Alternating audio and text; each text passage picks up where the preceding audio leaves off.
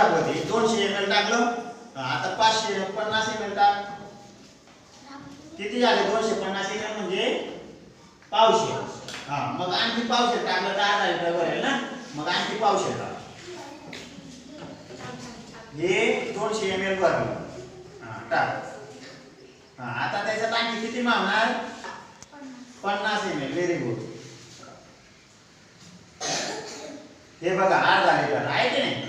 हे 200 ml आणि हे 50 ml पावशेर झालं.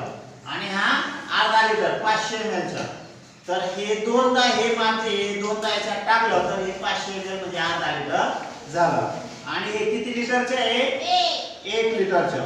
मग या 1 लिटर मध्ये हे 500 ml चे किती माप मागतील 2. Very good. टाका मोजून दाखव. Very good.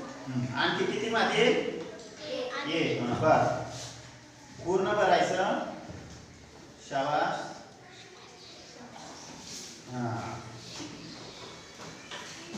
आलं. किती लिटर झालं हे 1 लिटर. आलं लक्षात.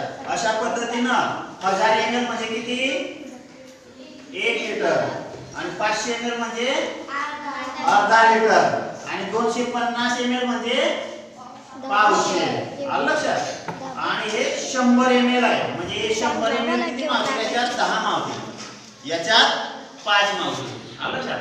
तर अशा पद्धतीनं आपण बघा दूध आणतो पण तर ते दूध जेव्हा आपण आणतो बंदीचं तर ते 1 लिटर दूध असेल तर अशा पद्धतीचे पूर्ण माप भरून ते देतात. अर्धा लिटर असेल तर अर्धा लिटरचं माप असतं. आलं लक्षात. 500 ml. अशा पद्धतीनं आपल्याला जे काही दुधासारखे पदार्थ असतात त्याचे मोजमाप आपल्याला या लिटर मध्ये करता आलं पाहिजे. आलं लक्षात. ठीक आहे.